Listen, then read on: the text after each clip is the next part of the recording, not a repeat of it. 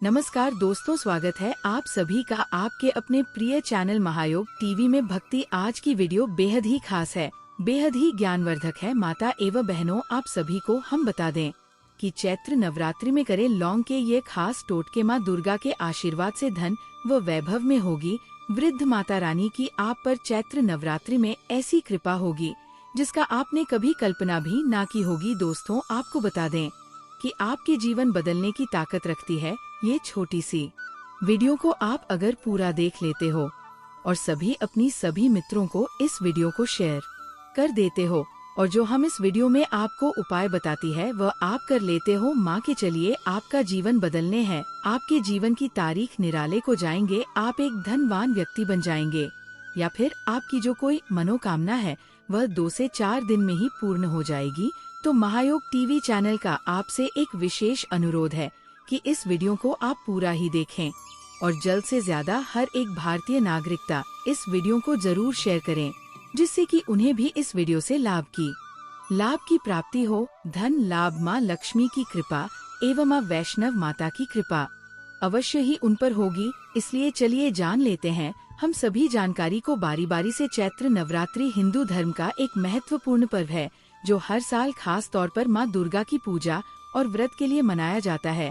इस साल चैत्र नवरात्रि का आरंभ 30 मार्च 2025 रविवार को हो रहा है और यह 6 अप्रैल 2025 रविवार तक चलेगा। हालांकि इस बार अष्टमी और नवमी एक ही दिन पड़ रहे हैं, इसलिए चैत्र नवरात्रि 8 दिन की होगी। इस लेख में हम आपको नवरात्रि पूजा विधि, कलश स्थापना, मुहूर्त और अन्य महत्वपूर्ण जानकारी प्रदान करेंगे ताकि आप इस पर को पूरी श्रद्धा और विधि विधान से मना सकें। चैत्र नवरात्रि की शुरुआत हो रही है और माता दुर्गा की पूजा में लौंग का प्रयोग किया जाता है।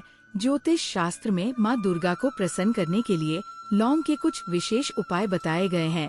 इन उपाय व टोटका के करने से आपका भाग्योदय होता है और माँ दुर्गा का आशीर्वाद प्राप्त होगा। लिए जानते हैं चैत्र नवरात्रि में किए जाने वाले लोगों के इन तोपों के बारे में।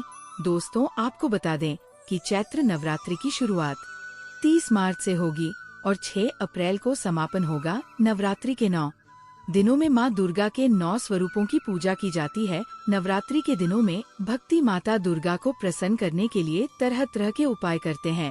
ज्योतिष शास्त्र में माँ दुर्गा का प्रसन्न करने के लिए लौंग के कुछ विशेष उपाय बताए गए हैं। चैत्र नवरात्रि में लौंग के इन उपाय व टोटका के करने से माँ दुर्गा के 9 स्वरूपों का आशीर्वाद मिलता है और सभी मनोकामनाएं पूर्ण होती है।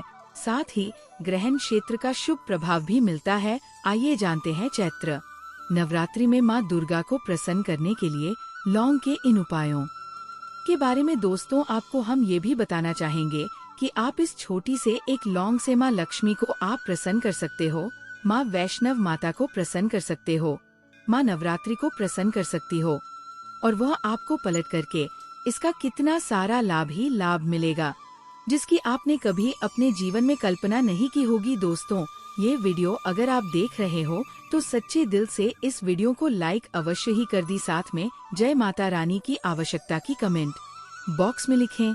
दोस्तों, इस वीडियो को आप पूरा ही देखें, आधा अधूरा ना देखें, क्योंकि आधा अधूरा से आधी अधूरी जानकारी प्राप्त होती है और फिर आप कमेंट बॉक्स में रहते हैं कि हमें लाभ नहीं हुआ। इसलिए आप वीडियो को पूरा ही देखें।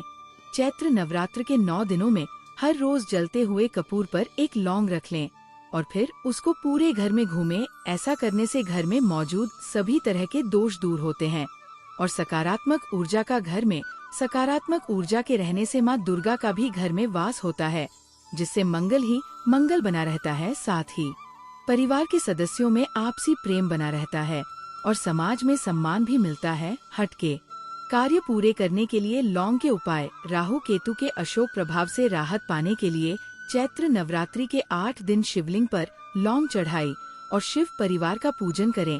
ऐसा करने से छाया ग्रह के अशुद्ध प्रभाव से मुक्ति मिलती है और आपके अटके हुए कार्य बनने लग जाते हैं। करियर में उन्नति के लिए लौंग के उपाय। लाख में अंत करने के बाद भी करियर में अच्छी उन्नति नहीं हो रही है या सैलानी में बढ़ोतरी नहीं हो रही तो चैत्र नवरात्रि में हर रोज लौंग का जोड़ा लेकर उसको अपने सर से लेकर पैर तक 7 बार लें और माता दुर्गा के चरणों में अर्पित कर दें। या फिर आपके घर पर अगी होती है तो उसमें अर्पित कर दे। ऐसा करने से कैरियर में अच्छी बढ़ोतरी होगी और धन प्राप्ति के नए नए मार्ग भी बनेंगे। नजर दोष के लिए लौंग केप, अगर परिवार में कोई सदस्य लगातार बीमार रहता या फिर बच्चों को बहुत जल्दी नजर दोष लग जाता है तो उनके ऊपर से 11 लौंग उतार कर किसी चौराहे पर फेंका आए। लेकिन ध्यान रखें कि पीछे मुड़कर ना देखें।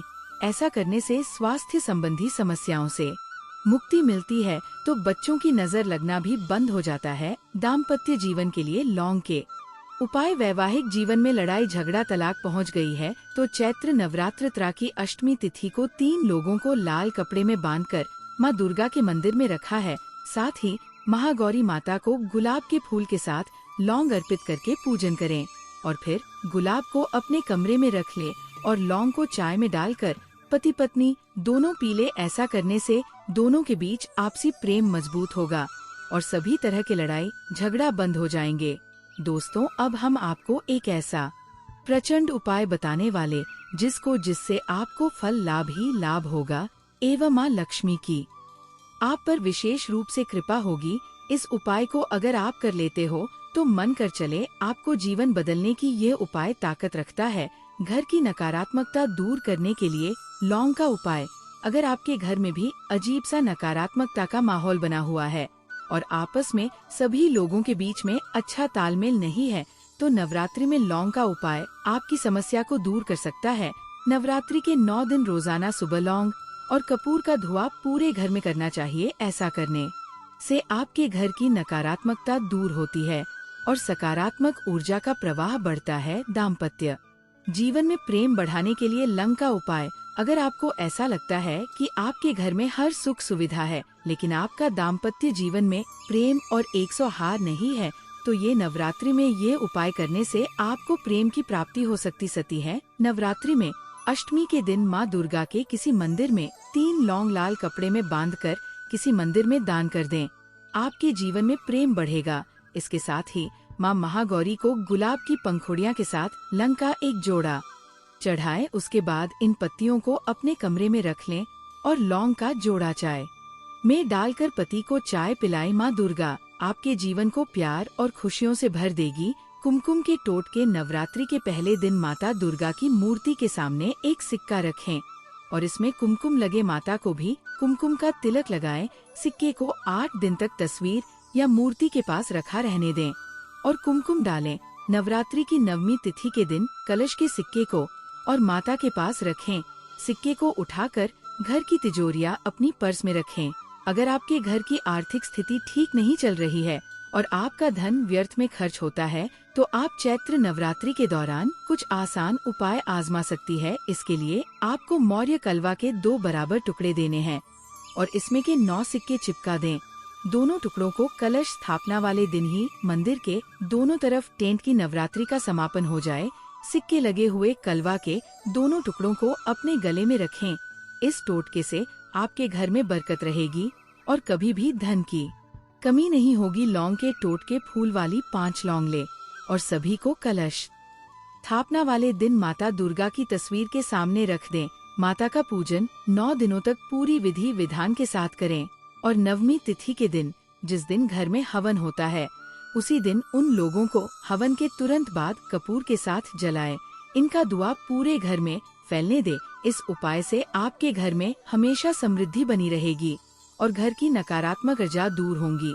दोस्तों, अब हम आपको एक ऐसा फूल बताने वाले हैं। अगर आप इसे माँ दुर्गा पर 8 दिन में से किसी भी इस उपाय को कर देते हैं तो आपको जीवन निश्चित रूप से बदल जाएगा। इन सभी उपाय में से आप किसी भी उपाय को जरूर करना, आपको लाभ ही लाभ होगा। आप पर ऐसी कृपा होगी जिसकी आपने कल्पना भी ना की होगी। दोस्तों, अभी तक आपने इस चैनल को सब्सक्राइब एवं इस वीडियो को अपने शेयर ना किया हो तो ज्यादा से ज्यादा शेयर करें। महायोग टीवी चैनल का ये मकसद है कि सभी तक फ्री जानकारी एवं जो जानकारी किसी को पता नहीं होती उसको फ्री माध्यम से हर एक भारतीय नागरिक तक पहुंचाना महायोग टीवी चैनल का ये छोटा सा एक मकसद है जिसे आप सब लोग ही पूरा कर सकते हैं। इसलिए ज्यादा से ज्यादा हमारा सहयोग करें। गुड़हल के फूल के टोटके। गुड़हल का एक फूल लेने और उसकी पंखुड़ियाँ अलग कर ली। इन पंखुड़ियाँ को एक जल के लोटे में रखकर मंदिर में मूर्ति माता दुर्गा की मूर्ति के लिए वास्तु टिप्स के पास रख दें। इस पानी को 9 दिनों तक तस्वीर के पास ही रखा रहने दे। नवरात्रि तिथि समापन और कलश के बाद इस पानी को पूरे घर में छिड़क दें और गुड़हल की पंखुड़ियाँ को धूप में सुखाकर अपनी तिजोरी में रखते हैं। इस उपाय से आपके घर में कभी भी पैसों की कमी नहीं होगी। चैत्र नवरात्रि के दौरान आजमाए गए इन आसान ज्योतिष उपाय को आजमा कर आप पूरे साल अपने घर में बरकत बनाए रख सकती है और आर्थिक लाभ पा सकती है। अगर आपको वीडियो अच्छी लग रही है तो लाइक जरूर करें और कमेंट बॉक्स में जय माता रानी जय माँ दुर्गा जरूर लिखा। भक्तों, माताएं एवं बहनों पर घी भर लीजिए।